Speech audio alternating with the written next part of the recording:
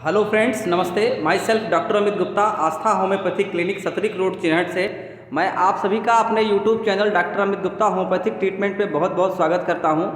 आज आप सभी को ह्यूमन एनाटॉमी एंड फिजियोलॉजी के अंतर्गत प्लेटलेट्स यानी कि प्लेटलेट्स को हम थ्रोम्बोसाइट्स भी बोलते हैं और इसके बारे में डिस्कस करने जा रहे हैं।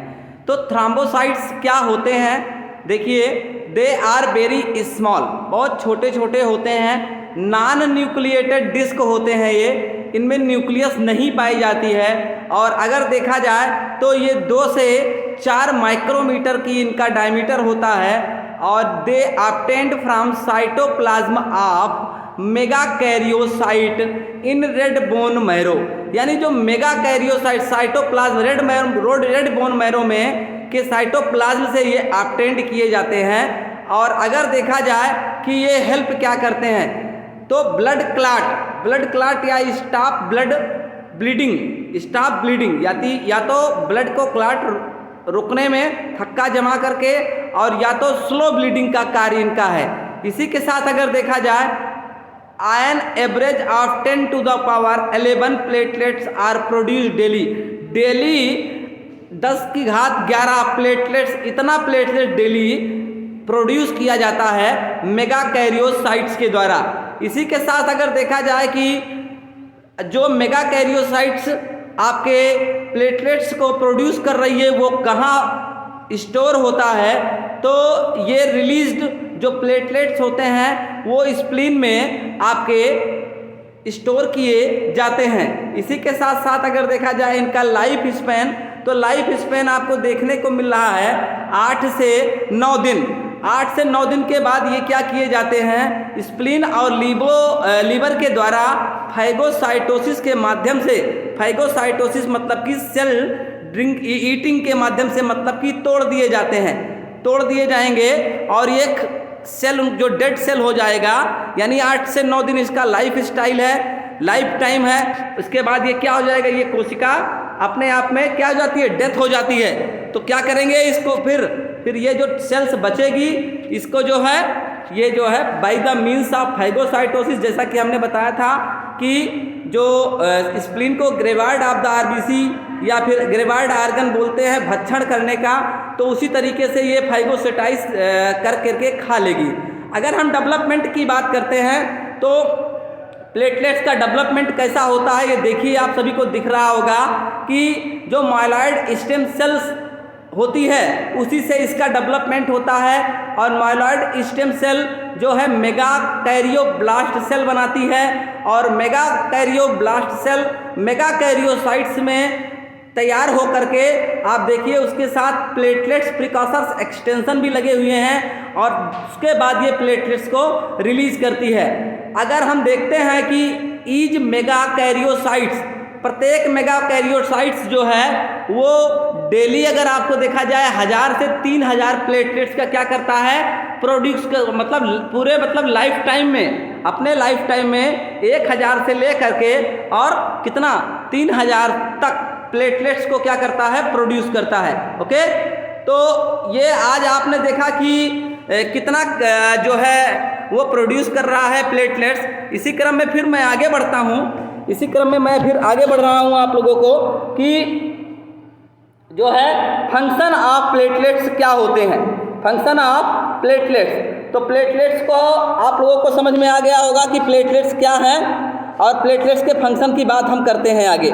अगर हम प्लेटलेट्स के फंक्शन की बात कर रहे हैं तो सबसे पहले ये चीज़ देखते हैं कि प्लेटलेट्स जो होता है हमारा, इसके कार्य क्या क्या हैं। तो प्लेटलेट्स का काम एक है वैसोकॉन्स्ट्रिक्शन। वैसोकॉन्स्ट्रिक्शन का मतलब होता है कि जो भी वाहिनी है उसको क्या, सिकुड़ने का काम करता है।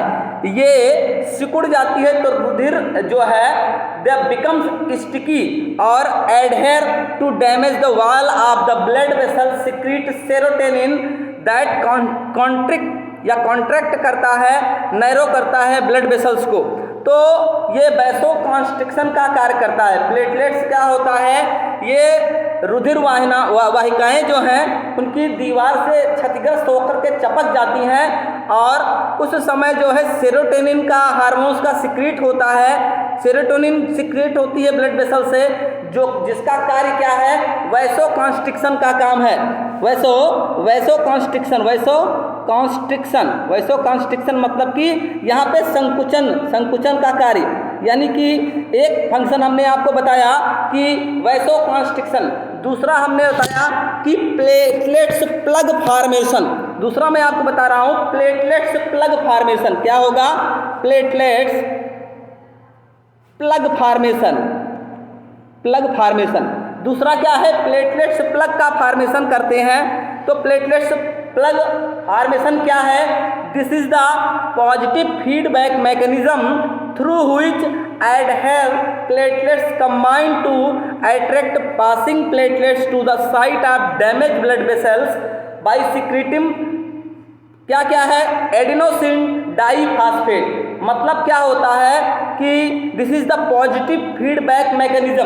प्लेटलेट्स प्लग फॉर्मेशन एक पॉजिटिव फीडबैक मैकेनिज्म है जिसके द्वारा जो प्लेटलेट्स है वो कंबाइंड होता है और क्या करता है, ये अट्रैक्ट होता है और site of damage blood vessels, जहाँ पे डैमेज ब्लड वेसल्स होती हैं उसकी साइट पर जा करके वो चपक जाता है और उस समय एडिनोसिन डाइफॉस्फेट का जो है ADP का सिक्रीशंस होता है और वो काफ़ी स्टिकी बनाता है, स्टिकी बनाएगा। इस तरीके से प्लग का फॉर्मेशन करता है, यानी चपक जाएगा और वहाँ पर प्लेट्स का एक प्लग बनाएगा।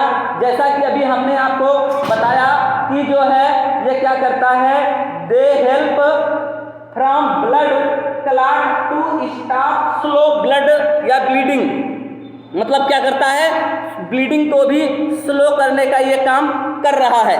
इसी के साथ साथ अगर आगे देखते हैं हम कोआगुलेशन, तीसरा फंक्शन जो प्लेटलेट्स का है कोआगुलेशन, मतलब कि थक्का जमाने में, रक्त का थक्का जमाने में। तीसरा फंक्शन क्या बताया हमने?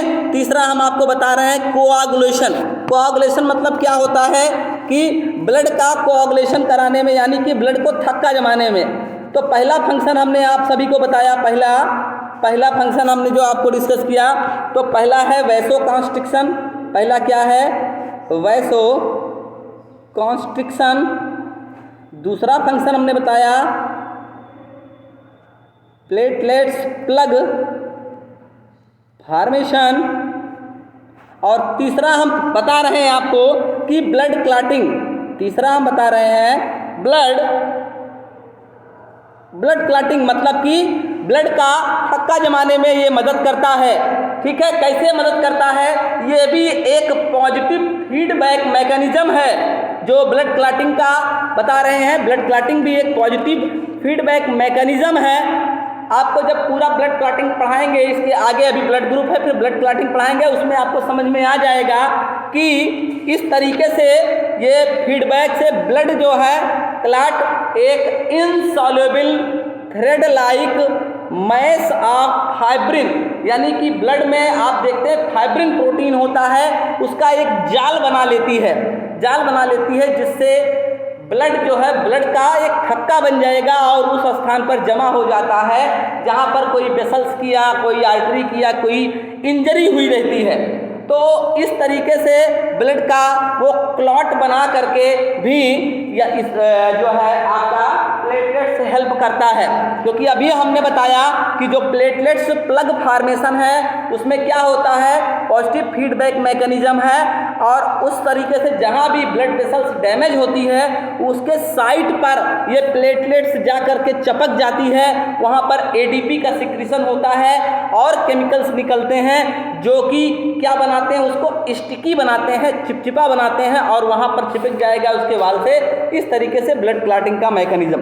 अब अगला ये 4-5 फंक्शन हमने आपको बता दिया।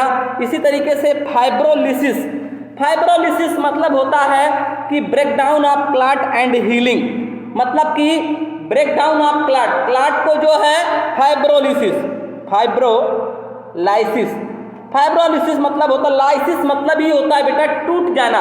तो फाइब्रोलाइसिस मतलब होता है एक बार थक्का बनने के बाद इसका अपघटन हो जाना, यानी टूट जाना। Breakdown of clot and healing of damage blood vessels in initial stage after the clot has formed. तो it is all about your platelets. मैंने आपको आज प्लेटलेट्स के बारे में पूरा बताया कि प्लेटलेट्स क्या होता है। इसके पहले के लेक्चर में WBC और RBC को बहुत अच्छे तरीके से हमने डिस्कस किया। अब आज हमने आपको प्लेटलेट्स के बारे में बताया। आगे की क्लास में आपको हम ब्लड ग्रुप के बारे में डिस्कस करेंगे। अगर आप सभी को हमारा वीडियो पसंद आया हो तो लाइक करिएगा, शेयर करिएगा, हमारे चैनल को सब्सक्राइब करिएगा और वीडियो को हमारे ज़रूर अंत तक देखिएगा। बहुत बहुत धन्यवाद।